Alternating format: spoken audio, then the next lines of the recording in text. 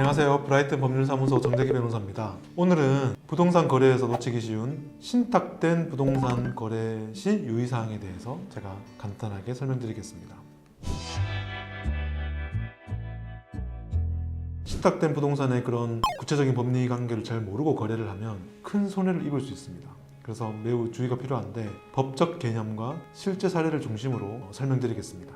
일단 신탁의 개념과 특징을 먼저 설명드리면, 신탁이라는 것은 재산의 소유자, 보통 위탁자라 그러는데요. 재산의 소유자가 특정 목적을 위해서 수탁자, 보통 신탁회사가 수탁자가 되죠. 수탁자에게 재산을 맡기고 그 수탁자가 재산을 관리, 처분하는 개념을 말합니다. 보통 부동산을 개발할 때나 아니면 어떤 빌딩의 리모델링을 위해서 큰 대출을 받을 때 대출은행에서 부동산의 소유권을 신탁 목적으로 가져가고 대출을 해준 다음에 관리하는 그런 제도로 많이 활용하고 있습니다.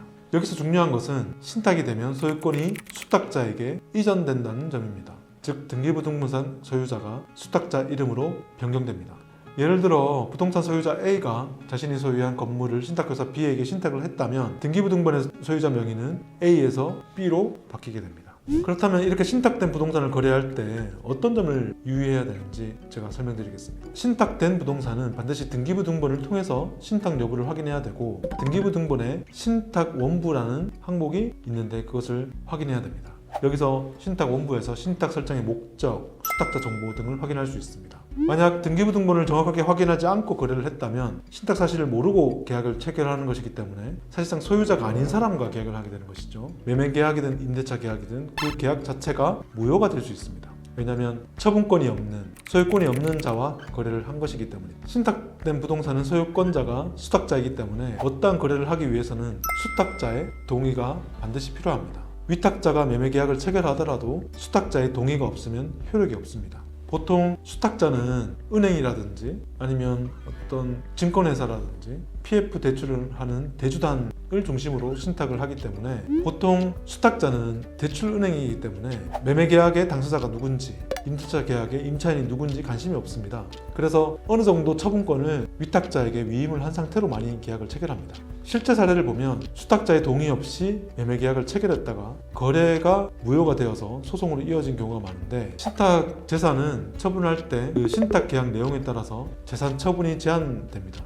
예를 들어서 신탁 목적이 부동산 임대 관리라면 매각이 허용되지 않을 가능성이 큽니다. 따라서 신탁 계약서를 반드시 확인해서 신탁 목적과 처분 가능성 여부를 반드시 검토해야 됩니다. 실제 사례를 설명드리면, A라는 사람은 서울에서 집을 알아보다가 적당한 위치에 싼 가격으로 나온 전세 매물이 있다는 소식을 듣고 부동산 중개 사무실을 방문했습니다. 그곳에서 부동산 중개사는 매물의 장점을 매우 길게 설명하면서 이렇게 싼 전세가 없다 이렇게 말했죠. 여기서 싼 이유는 이게 신탁된 부동산이기 때문이기도 했죠. A씨는 등기부등본을 보자고 했고 등기부등본을 봤는데 해석상 의문이 있는 게 있었죠. 부동산 소유권이 전부 신탁사로 넘어가 있었기 때문입니다. 아까 제가 보여드렸던 그 등기부등본 그림과 같이 소유자가 부동산 신탁으로 바뀌어 있는 것이었습니다. 이런 경우에 신탁된 부동산의 등기부를 보면 좀 특징이 있는데, 그 등기부에 보통 갑구, 을구로 나뉘죠. 갑구는 소유 명의가 나타나고 을구는 대출했던 채권자들 이름이 나옵니다.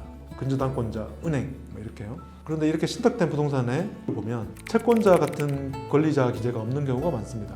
왜냐하면 신탁된 것 자체가 어떤 권리를 다 넘기고 대출을 받기 위해서 하는 경우가 많기 때문이죠. 그래서 간혹 사람들은 이렇게 채무도 없는 깨끗한 부동산이다 이렇게 착각하는 거죠. 그 부동산 중개사무실에서도 중개사가 A씨에게 이 부동산은 대출이 없다, 그래서 전세를 계약해도 안전하다 이렇게 설명을 했습니다. 하지만 신탁된 부동산의 등기부를 볼 때는 중요한 게 을구가 아니고 신탁 원부입니다. 그래서 해당 주소지 등기부 등본 외에 신탁 원부를 직접 떼야 됩니다. 신탁 원부를 떼서 어떻게 신탁 계약이 체결되어 있고 채권자들의 수익 구조가 어떻게 되어 있고 이것을 반드시 확인해야 되고, 또 중요한 것은 위탁자가 처분할 수 있는 아니면 임대차 계약을 체결할 수 있는 권리 범위가 어떻게 되어 있는지도 확인해야 됩니다. 제가 담당했던 이 사례에서 등기부등본의 신탁 원부를 떼보니까 이 그림과 같이 되어 있었습니다. 보시면 알겠지만 1순위부터 3순위까지 우선 수익자가 빽빽하게 들어가 있고요. 여기서 우선 수익자는 보통 그 토지를 이용해서 개발 사업을 하는데 대출한 은행들입니다. 신탁 원부에 첨부된 신탁 계약서를 보면 임대차 계약에 대해서는 신탁사의 동의가 있으면 임대차 계약을 위탁자 이름으로 체결하는 경우를 허용해 주는 경우도 있습니다. 그래서 신탁 계약서를 잘 봐야 됩니다. 이 신탁 계약서를 보면 10조 3항을 보면 신탁 부동산은 수탁자, 신탁회사의 사전 승인 없이 임대차 계약을 하는 것을 금지하고 있습니다. 보통 신탁회사는 전세라든지 월세라든지 이런 임대차 계약을 개발 사업에 방해되는 일로 인식하기 때문에 잘 허용하지 않습니다.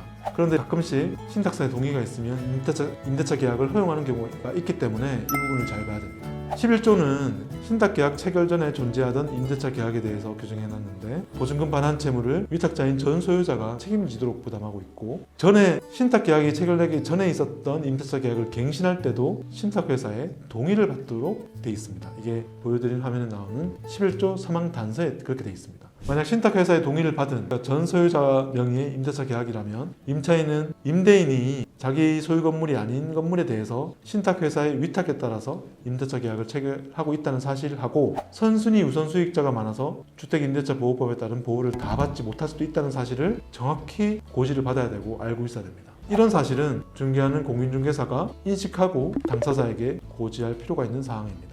아까 제가 말씀드렸던 그 사안에서 A씨는 이것을 정확히 고지받지 못했습니다. 오히려 임대인이, 여기서는 위탁자였죠. 위탁자인 임대인이 자기가 잠시 그냥 신탁회사에 맡겨놓은 거고 아무런 걱정할 필요가 없다, 이런 말을 듣고 계약을 해버렸습니다. 하지만 개발사업이라는 것이 리스크가 매우 큰 사업이고 사업이 엎어지면 위부지를 경매해가지고 빚을 청산하게 되는데 이때 신탁회사의 동의가 없는 임대 보증금은 보호를 받지 못할 수 있습니다. 그래서 이렇게 신탁된 부동산을 거래할 때는 반드시 확인해야 될 게 일단 등기부등본하고 등기부등본에 첨부된 신탁 원부를 직접 떼와서 확인해야 됩니다. 신탁 원부를 떼올 때는 등기소에 가셔야 됩니다. 가셔가지고 신탁 원부를 확인하셔야 되고요. 신탁 원부에 첨부된 신탁 계약서를 통해서 신탁 목적과 임대차 계약이라든지 매매 계약의 처분이 가능한지 이 가능성을 검토를 하셔야 됩니다. 그리고 어떤 경우든 수탁자의 확인과 동의를 반드시 받는 게 안전합니다. 그래서 오늘은 신탁된 부동산의 임대차 계약이라든지 매매 계약을 할 때 어떤 점이 문제가 되는지 유의사항을 제가 설명드렸고요. 혹시 신탁된 부동산에 대해서 궁금한 점이 있으면 언제든지 저한테 연락을 주시면 제가 상담을 드리겠습니다. 감사합니다.